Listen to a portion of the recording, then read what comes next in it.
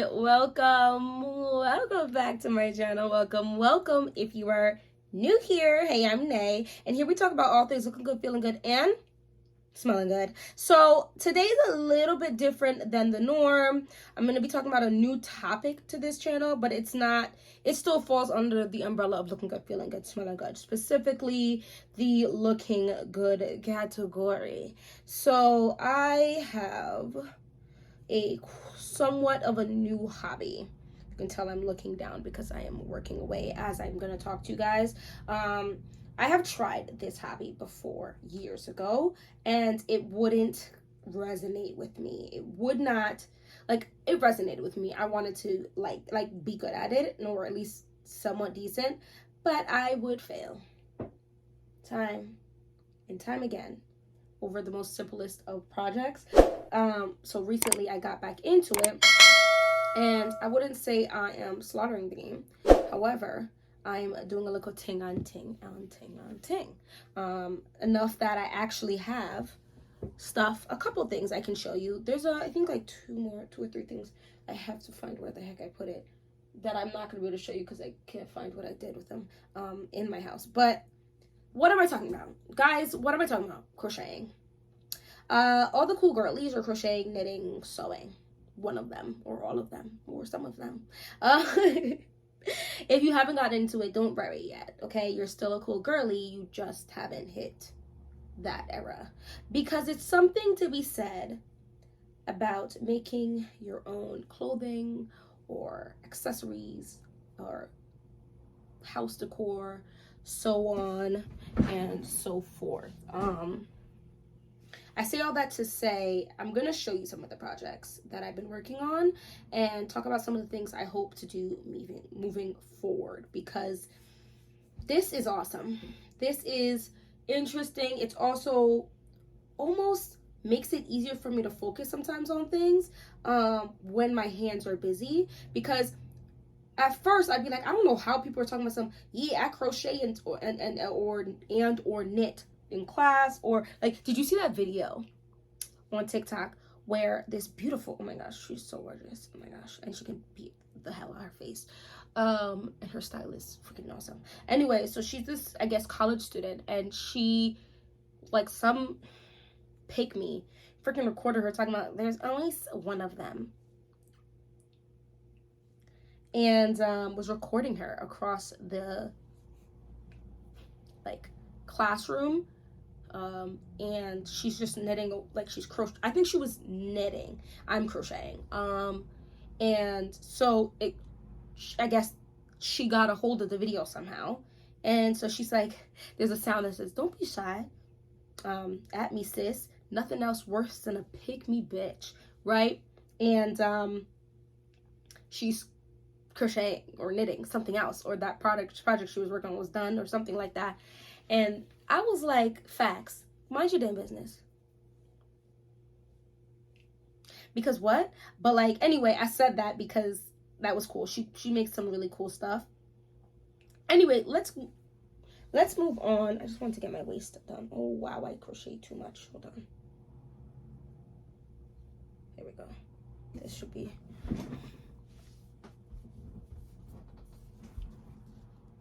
Yeah, perfect.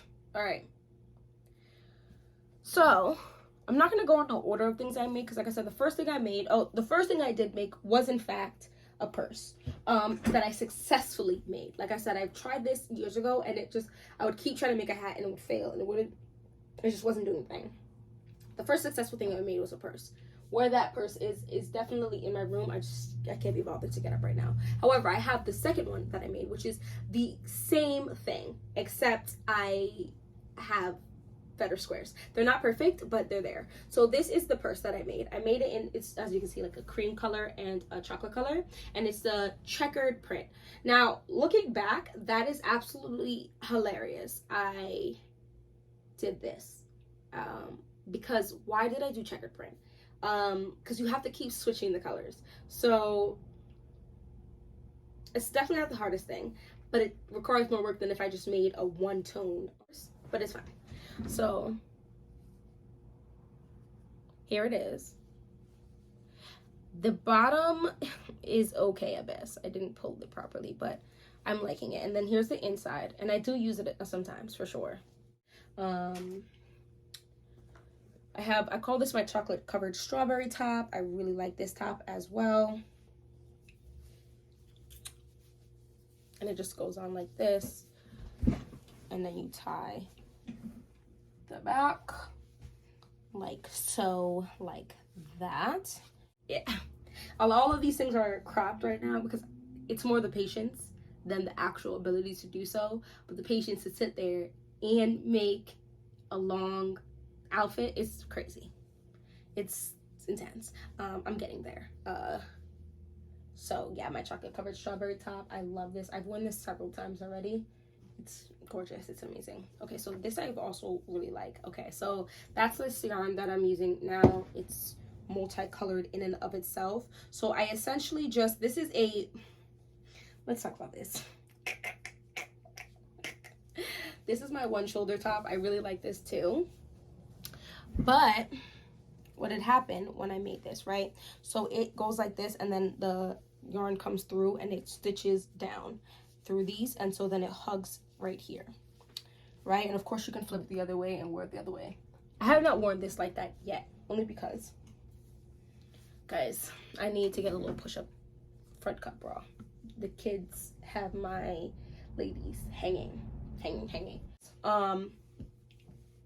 And have a few hobbies, right? So I am a published author. My books are not for everyone. I like to, well, I have a few hobbies. Some can make money out of, some I cannot. But I like to read. I like to dance. I like to write. I like to crochet. There's a ton of things I actually like to do. I low-key am a gamer too, but the kids just take a lot of time. But I like to do a lot of different things and work on those different crafts. Like right now, I was working on writing just before this as well. Oh my gosh, why am I struggling right now? There we go. But I feel like it's cool. It's cool to have a multitude of hobbies because you can, right, get bored of doing the same thing over and over and over again. And if that makes sense to you or that resonates with you, go ahead and hit that like button, because I feel like there's this thing that goes around. Actually, I should look it up because I don't remember the ending of it. A jack of all trades is a master of none, but oftentimes better than a master of one. Okay, so nothing's wrong with being a master of one, first of all. But I do also want to say I think it is cool to, and engaging for your mind, your body, for your sanity, to have more than one like, so you can just bounce around when possible, so you have different things to work on, different aspirations to fixate on, and different avenues to express yourself in different ways.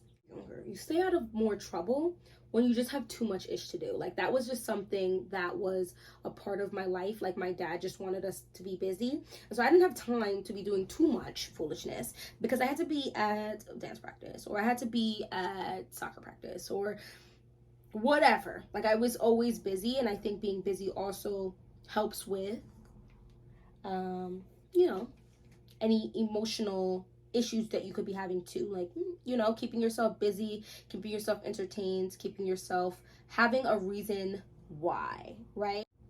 As you do something more, the thing I've learned about life is it's not, many things in life, in this planet Earth, are not a skill set that only a select few can do. If that made sense, hit the subscribe button. Let me say it in a different way. Can you guys tell I'm halfway through my childhood development master's program? It's more about your ability for patience and repetitive behavior. So while teaching my kids, and while talking to anybody's kids or handling anyone's children, and something I'm trying to remind myself to do with adults, because I have a lower level of patience for adults, I feel like teaching a child that they have to learn these things or whatever is not really the way. You don't have to sit there and you better learn the equations of math. You better know how to do the laws of physics. You better be able to write in this. What it is, you have to teach them patience. You have to teach them the act of repetitive behavior is okay, and it's soothing and calming. Because to do something repetitively and keep trying to get better at it is why a lot of people make a lot of money in things, and why a lot of people are great at things, right? Your drawing from 4 years ago versus your drawings now are probably different things as you keep doing it, as you get better at doing it, right? Don't just keep doing the exact same thing as you do it. Try to grow as you do it, of course, right? But it's almost like a most of the time like natural occurrence. So I said all of that to say, when it comes to teaching for me, and teaching my kids, and talking to kids, because I've had people, it's kind of sad how often people mention how I talk to my kids. I've had way too many people, and it's a good thing for me, not so good thing for and my kids, but not so good thing about other kids and how people see other people are with their children, especially since that's our future, and that's us. How breathe. Take a moment and just breathe.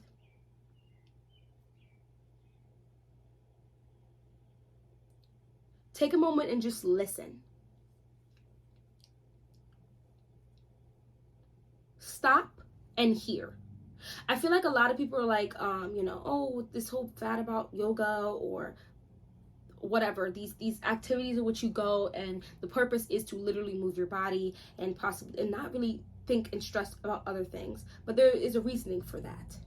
Taking time to just be in yourself or be around you is one that brings a lot of sanity to me, because the day-to-day life of, at least in America, and I can't speak for all of the countries, all of the everywhere, but in here in America is a very busy go go go go go go go go go go go go go go go go go go lifestyle that, as we can see, is causing a lot of anxiety in us. It to always be moving, always be going, always be, and when you move and go, it's a high functioning move and go. Leads to quite a bit of stress, and quite a bit of stress will kill you. Stress will strain your body, cause a whole lot of problems, and that is something I've learned very well when it comes to having my kids. And my anxiety is through the roof. Go ahead and hit that like button if you're having any type of anxiety, whether that's from having your kids or that's just something you've always had in your life. But it's rough out here, and so just taking that moment to breathe and know that everything doesn't have to go fast. And I had to teach myself that, because that was not taught to me as a kid. You got to do this, you got to be able to do this, you got to be able to go here, you got to be able to do this at the time that I think you should be doing, eat as much as I think you should be eating. It's too much. It's too much, especially for young minds. Teach your children, or if you obviously take this with a grain of salt and what's important to you, teach what you think is important to you, but patience and repetitive behavior. Don't quit something when you have a bad day. Quit it when you're on a good day, so you know you're actually quitting because it's not for you and not just because you failed at something. Finish things even if you know it's going to be shitty. That was why I was unsuccessful in my first attempt at learning to crochet, because I kept undoing it because it wasn't looking exactly like how I was seeing online. It wasn't looking exactly how it was. The word terminology threw me off. Oh, I actually have a video talking about some of the fragrance terminology, because there's a lot of terminology in every topic. And I feel like more often than not, that could also turn people off trying to learn stuff. Something else I've noticed is that people, as you get older, get embarrassed to be new in places, in situations, and in new and hobbies. And that's crazy to me, right? We teach so much on the ego that, oh my gosh, I could never, like, I'm learning Spanish, right? My Spanish is not great, okay? And you have to speak very slowly to me. But I speak certain words, let's say 30 Spanish words, to my kids repetitively, and now they use it interchangeably with the English. word. And I'm learning sentence structure now. There's a few sentences I say often to them as well. And I am 27, and some people are going to say that's very, very young, and some people are going to say, wow, you're just learning to really learn a language at this age. So I'm technically bilingual. Spanish and Patois is the languages that were spoken in my household, and I want to be trilingual. I want to know how to really understand Spanish in its verbal formage. I'm not going to get too much into the written. Learn a little bit, but not heavy on that. And it's a little embarrassing because I'll just say certain things in Spanish to my kids, because I say it all the time, and I'll say it in public, and a Spanish person will be there and look back at me, and I'm like, dang. And then I have to force myself to say it again, or do something again if I'm not already good at it. Like, I know I'm a pretty decent dancer, right? So dancing wherever is fine for me, but there's things that I don't do or I've started doing recently that are newer to me that I'm not as good at, right? I'm also learning to do nails, because I have a lot of hobbies that I dip my toes in. And I know my nails that I'm doing now don't look nearly as good as some other people out there, and it won't look nearly as good as it will in a few years, right? But that's okay, right? And that's the miracle of children, because they haven't developed that. They haven't been forced, that hasn't been forced upon them yet, for them to be embarrassed enough to not want to do something again. And that's something I'm seeing in my oldest that I'm already trying to curb, because, you know, they go out in public and they see things and they don't want, you know, it's okay. It's okay to fail. It's okay to fail. But try again. Try again. It's okay. It's okay to sound horrible accent as you're learning a language. It's okay to have terrible stitching. It's okay to, when you're talking about a topic, perhaps you don't know all the things on the topic, but because you're new to the topic. It's okay. Just keep doing it. Keep learning. Keep trying to grasp it. And I think that is what's truly going to help for the future of all of us, kids, adults, so on and so forth. When I started braiding hair, that's another hobby I have. I like to do hair. I was trash. I still wouldn't consider myself perfect, but 9.8 times out of 10, you guys see my hair done? Braids, twists, sewing, or crochet, whatever, I did it myself. Got a lot of compliments about my hair. I did it myself. And there was a while where my hair was looking hit because I was doing it myself. So please don't forget to like and subscribe. It's really cool that YouTube has now approved for smaller YouTube content creators. I got approved just recently for their smaller partnership program, so it doesn't include ads just yet. But support your smaller content creators when applicable to you. So anyway, hopefully I see you in my next video. Most times, 9 times out of 10, I post Monday, Wednesday, Friday of every week. So look forward to that, and hopefully I'll see you in my next one. Bye bye. It's got its name. Look good, feel good, smell good, have a great day.